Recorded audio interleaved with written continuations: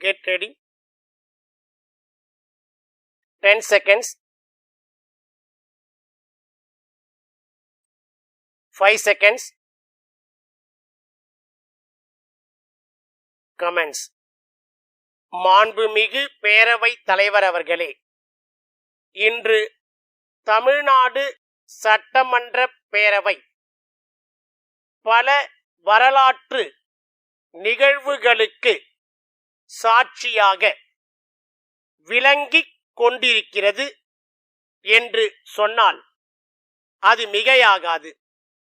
அத்தகைய சிறப்பு மிக்க பேரவையில் எனது துறையின் மானிய கோரிக்கை மீதான பதிலுரையை வழங்கும் வாய்ப்பை அளித்த தங்களுக்கு என் நன்றியை முதற்கண் தெரிவித்துக் கொள்கின்றேன். என்றும் என்னை வழி நடத்தி கொண்டிருக்கும் மாண்புமிகு முதலமைச்சர் அவர்களுக்கும் மனப்பூர்வமான நன்றியை சொல்வதில் பெருமிதம் கொள்கின்றேன். நான் சட்டமன்ற உறுப்பினராகவும் அதன் மூலம் அமைச்சராகவும் ஆவதற்கு உதவியாக இருந்த தொகுதி மக்களுக்கும் என் நன்றியை தெரிவித்துக் கொள்கிறேன்.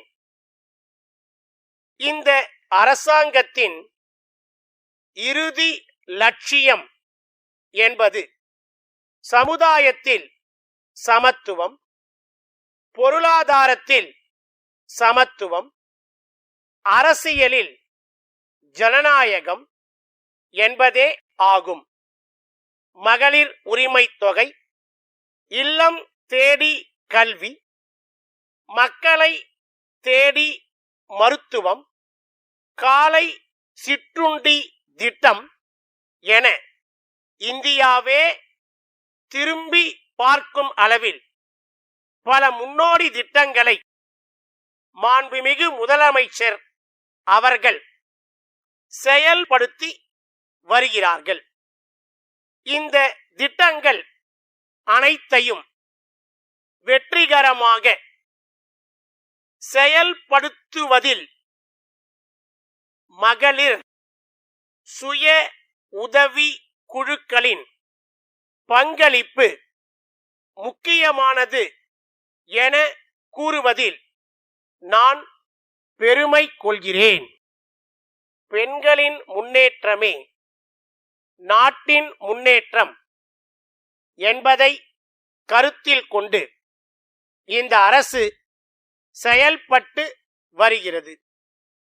தற்போது தமிழ்நாடு அரசு மேற்கண்ட திட்டங்களின் வாயிலாக ஏழை எளிய மக்களின் வறுமையை போக்க எண்ணற்ற நடவடிக்கைகளை மேற்கொண்டு வருகிறது. இந்த அரசு பொறுப்பேற்றவுடன் மேற்கொண்டுள்ள செயல்பாடுகள், அவற்றில் அடைந்துள்ள இலக்குகள் மற்றும் சாதனைகள் குறித்த விவரங்கள் கொள்கை விளக்க குறிப்பு புத்தகத்தில் விவரமாக குறிப்பிடப்பட்டு உள்ளன என்பதை தெரிவிப்பதில் நான் மகிழ்ச்சி அடைகிறேன். பொருளாதாரத்தில் கிராமப்புற மக்களின், குறிப்பாக பெண்களின் பங்கு முக்கியமானதாகும். கடந்த 2 ஆண்டுகளில் இதற்காக பல்வேறு அறிவிப்புகளை வெளியிட்டு அதன் மூலம் கிராமப்புற வாழ்வாதாரத்தை மேம்படுத்தும் நடவடிக்கைகள் மேற்கொள்ளப்பட்டு உள்ளன. பள்ளிகளில் படிக்கும் மாணவர்களுக்கு சுவையான, தரமான காலை உணவை வழங்குவதன் மூலம் அவர்களின் கல்வி மற்றும் உடல் நலம் பாதுகாக்கப்படுகிறது. இதனால் எதிர்கால சமுதாயம் வளர்ச்சியுறும் என்பதை பெருமையோடு தெரிவித்துக் கொள்கிறேன். சென்னை ராஜேஸ்வரி துணிகள் விற்பனை உரிமையாளர், திருப்பூர் விமலா ஆடைகள் ஏற்றுமதி உரிமையாளருக்கு எழுதும் கடிதம்.